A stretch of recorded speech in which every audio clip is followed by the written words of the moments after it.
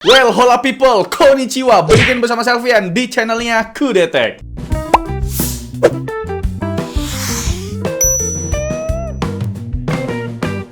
Video rakit PC is back.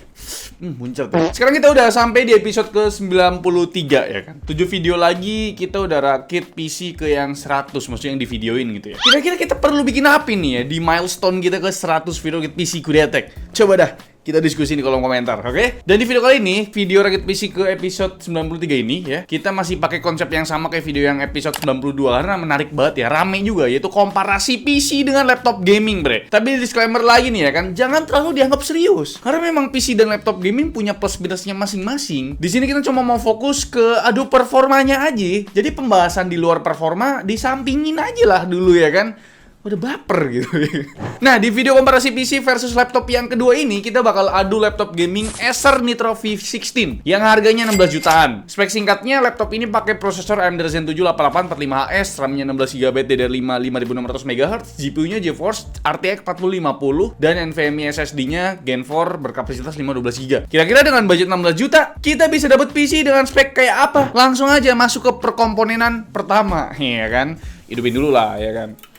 Ini PC kita yang kita rakit di episode ke-93 yang kita pakai dari kubu merah, yaitu AMD Ryzen 5 5600X yang adalah prosesor daily drive-ku pribadi. Karena menurutku Ryzen 5 5600X ini masih bagus lah. Harganya tuh sekitar 2.100.000 gitu. Dan umurnya tuh udah hampir 5 tahun, bre. Tapi aku rasa performa prosesor ini masih relevan lah buat dipakai di 2025. Buktinya beberapa temen tech-tuber seperti Suka IT itu masih pakai Ryzen 5 5600X ini. Komponen kedua adalah motherboard. Di sini kita pakai motherboard MATX dari ASRock, yaitu ASRock B550M Pro RS. Ini mobo yang cakep dengan tema putih yang harganya cuma 1,5 juta, ya kan? Agak kontras emang sama tampilan PC ini yang serba hitam gitu kan. Tapi ya nggak apa-apa lah ya. Soalnya cari pinjaman mobo MATX yang soket AM4 tuh agak susah nih.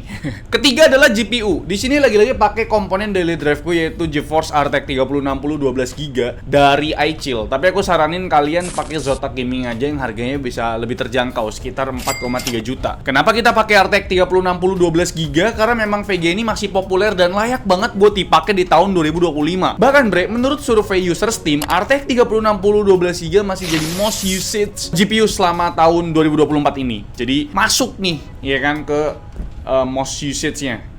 Gitulah kira-kira.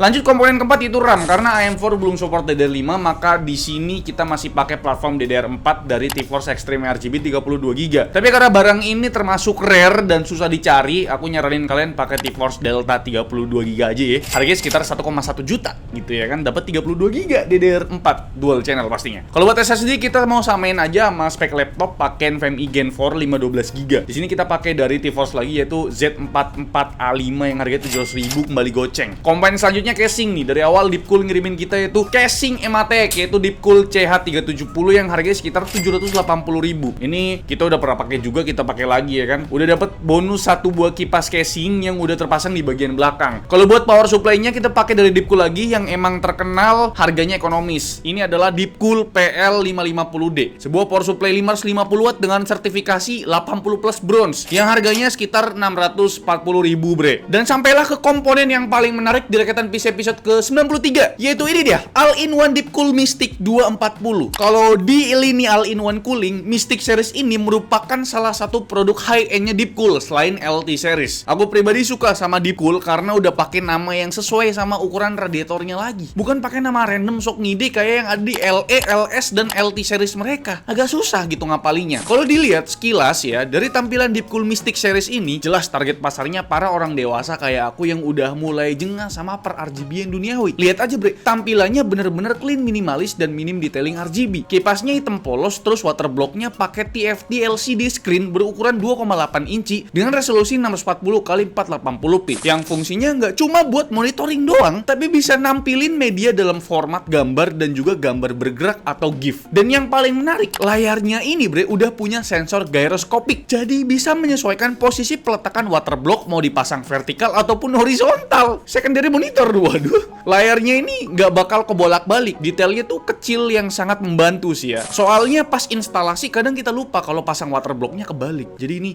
nice try Deepcool, mantap. Buat spesifikasi singkatnya, water pumpnya ini udah generasi kelima yang didesain khusus buat CPU modern yang terkenal panas dan juga power hungry, atau alias sobat PLN lah gitu ya kan. Dengan pump speed up to 3400 RPM, water pumpnya ini bisa ngehandle prosesor dengan TDP up to 280 watt. Ini artinya Core i9 14200K yang punya TDP up to 253 watt sanggup diademin sama Deepcool Mystic 240 ini, bre. Kalau buat water blocknya punya heat spreader berbahan tembaga atau copper yang udah didesain ulang jadi lebih luas biar bisa nge-cover seluruh die prosesor, khususnya die prosesornya Intel Gen 12, Gen 13, dan Gen 14 yang emang lebih luas ya, lebih gede juga die prosesornya ketimbang punyanya AMD ya kan. Dan sekarang kita bahas kipasnya atau fan-nya. Pakai kipas Deepcool FT12 SE yang full black. Kipas ini pakai material plastik PBT yang durable, udah gitu bearingnya pakai fluid dynamic bearing biar lebih awet masa pakainya, bre. Dan buat spesifikasi kipasnya punya fan speed dinamis antara 500 sampai 2150 RPM. Kemampuan kipas ini bisa ngasilin airflow hingga 72 CFM atau cubic feet per menit, bre. Speknya sedikit di bawah kipas yang dipakai sama Deepcool LT series yang bisa ngasilin airflow up to 85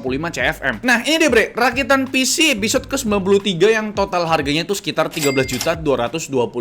Buat ngimbangin laptop pembanding kita yaitu Nitro 516 yang harganya 16 juta, pastinya kita butuhin peripheral mulai dari monitor, keyboard, mouse, sama headset gaming yang kalau ditotalin sama PC-nya jadi 16.039.000. Karena konten sebelumnya belum termasuk monitor, makanya kita sisain 4 juta buat monitor sama peripheral lain. Lanjut ngebahas performanya, bre. Disclaimer dulu, bre. Kita tes di ruangan ber-AC dengan suhu sekitar 26 derajat Celcius dan udah pakai driver Nvidia paling baru. Pembahasan pertama dari segi performa prosesornya. Karena kita udah pakai all-in-one cooling dari Deepcool yaitu Mystic 240, maka dari itu kita lakukan overclock dong dari 5600X-nya. Kalau dilihat dari skor multicore Cinebench R23 cuma ada peningkatan 2,5% aja dari performa defaultnya. Karena kita overclocknya sedikit aja, bre. Yang penting ada peningkatan performa gitu loh. Agak kurang puas sih memang ya. Padahal kalau dilihat di table clock speed berikut ya, si prosesor sanggup jalan di clock speed yang 10% lebih kenceng di 4,7 GHz berbanding 4,25 GHz. Begitupun buat suhu dan TDP-nya juga jauh meningkat pada saat di overclock. Suhunya jadi 19 derajat Celcius lebih hangat di 81 derajat dan TDP-nya 29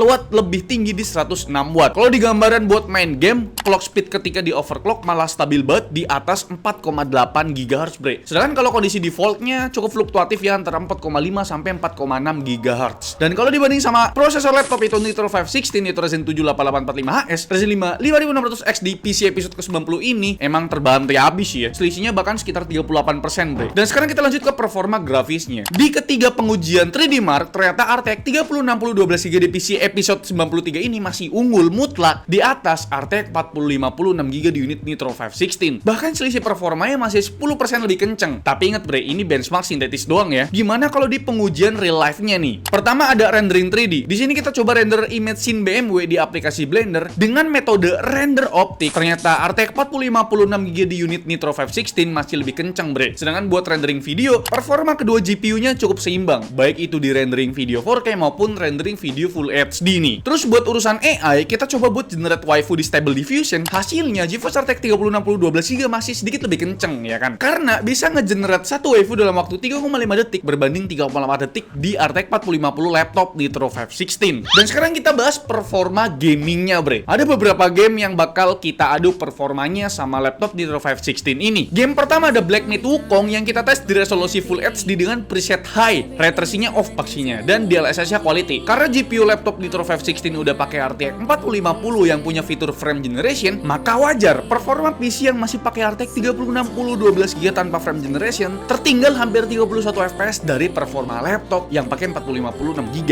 Game kedua ada Cyberpunk 2077 yang kita tes dengan preset rata kanan tanpa ray tracing juga. Lagi-lagi, bre, fitur frame generation jadi pembeda besar antara performa laptop dan PC di episode kali ini. Performa PC tertinggal sekitar 20 FPS dari performa laptop. Terus di game kedua yaitu Forza Horizon 5 yang ada fitur frame generation ya, performa PC lagi-lagi ketinggalan sekitar 20 FPS dari performa laptop. Emang gokil sih ya frame generation ini, bre. Nah, game-game selanjutnya belum ada fitur frame generation-nya nih. Pertama ada game Assassin's Creed Mirage yang kita tes di preset high dengan DLSS quality. Performa laptop masih unggul, tapi di sini tipis aja, bre, sekitar 6 FPS aja. Tapi di dua game berikutnya performa PC bakal balik mengungguli laptop. Di Far Cry 6 contohnya kita tes di preset high dengan FSR quality, performa PC bisa unggul 6 FPS dari laptop laptop, sedangkan di game Horizon Zero Dawn dengan preset ultra dan DLSS quality, performa PC makin jauh dari performa laptop dengan selisih sekitar 11 FPS. Dan pembahasan terakhir kita bakal bahas soal suhu dan dayanya. BTW, suhu dan daya dari Ryzen 5 5600X yang kita tampilkan jalan default tanpa di overclock ya bre. Tentu berkat penggunaan all-in-one cooler dari Deepcool Mystic 240, suhu di PC ini bakal jauh lebih adem. Di kondisi idle contohnya, di PC cuma 37 derajat Celcius padahal TDP jalan di 30 watt, sedangkan di laptop 43 derajat Celcius, TDP-nya jalan di 6 watt aja. Next, buat penggunaan gaming, kita locknya sambil main Black Myth Wukong ya. Suhu laptop bisa menyentuh 78 derajat Celcius dengan TDP 33 watt aja. Sedangkan suhu PC cuma 53 derajat Celcius dengan TDP yang lebih tinggi di 57 watt. Dan buat gambaran stress testnya, tentu laptop dengan cooling system yang sederhana lebih panas ya kan. Di pengujian Cinebench R23, suhu laptop bisa menyentuh 89 derajat Celcius dengan TDP di 50 watt aja. Sedangkan suhu PC cuma mentok di 62 derajat Celcius dengan TDP tembus 77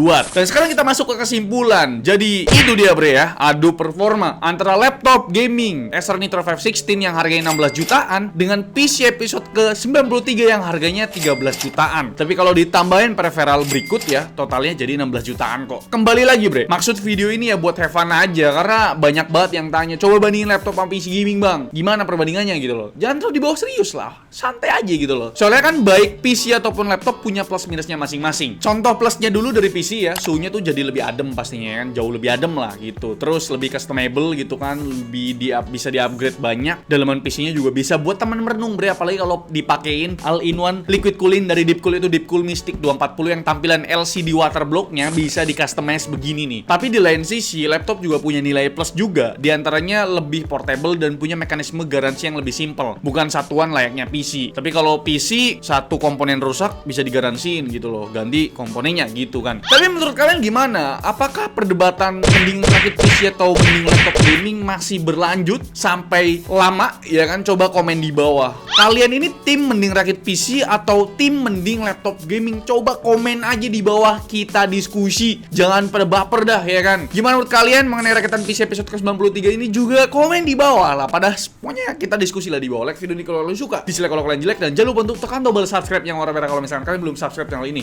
Selfie yang selalu host di channel mengucapkan terima kasih. Sampai jumpa di mending rakit PC gaming ataupun laptop gaming lainnya. Bye bye.